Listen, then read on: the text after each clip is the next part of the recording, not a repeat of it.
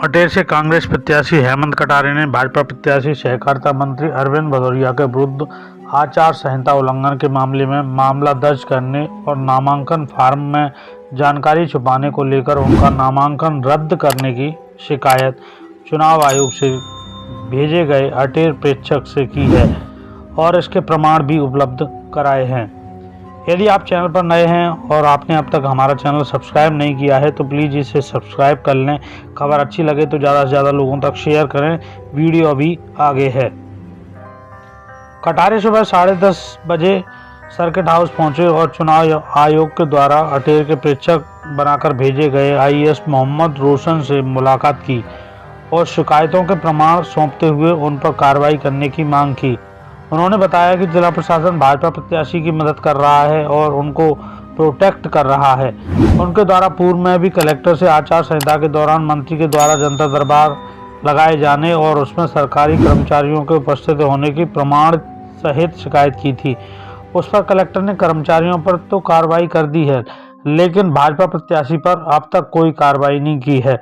दूसरी शिकायत भाजपा प्रत्याशी के द्वारा नामांकन फार्म में जानकारी छुपाने को लेकर की है, जिसमें भाजपा प्रत्याशी के द्वारा 3 बिंदुओं पर जानकारी छुपाई गई है, जिसके आधार पर उनका नामांकन फॉर्म निरस्त करने की मांग की है।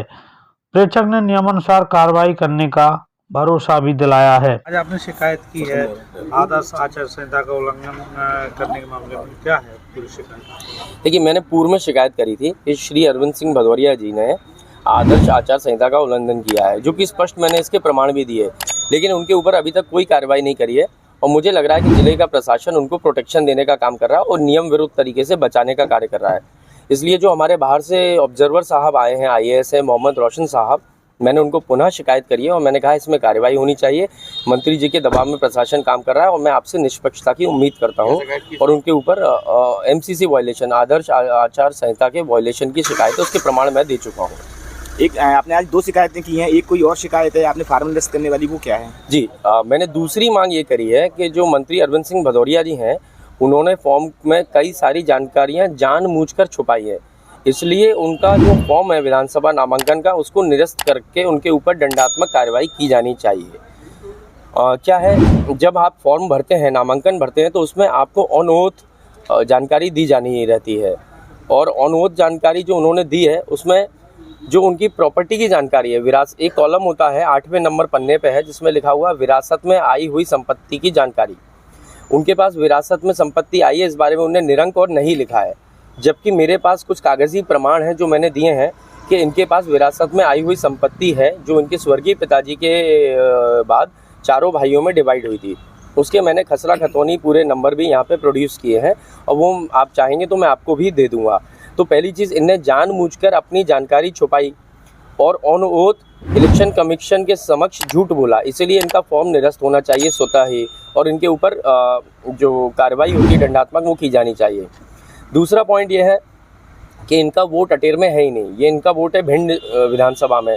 तो जब ये दूसरी विधानसभा से चुनाव लड़ रहे हैं, ऐसी स्थिति में जो इलेक्टोरल वो होता है, कॉपी होती है, उसको सर्टिफाइड करके ऑथेंटिकेट किया जाना चाहिए। और सुप्रीम कोर्ट की स्पष्ट गाइडलाइन है इंडियन एविडेंस एक्ट के तहत कि यदि कोई भी इलेक्ट्रॉनिक डेटा आप दे रहे हो ऑन ओथ, तो उसको ऑथेंटिकेट करने के लिए 65B का सर्टिफिकेट नहीं लगाया है तो वो ग्रह योग्य नहीं है या अमान्य किया जा सकता है, इसलिए उसको भी निरस्त किया जाना चाहिए। तीसरी चीज़ है कि जो क्या कहते हैं, जो क्रिमिनल केसेस की जानकारी है, उसमें भी स्पष्ट गाइडलाइन है चुनाव आयोग की कि या तो उसमें आप लिखते हैं कि हाँ हमारे ऊपर केसेस हैं, उनको डिस्क्लोज करते हैं। दूसरा विकल्प होता है कि आप उसमें लिखते हैं लागू नहीं है, लिखा जाता है। 2 ही चीज़ होती हैं। मंत्री जी ने उसमें लिखा हुआ है निरंक।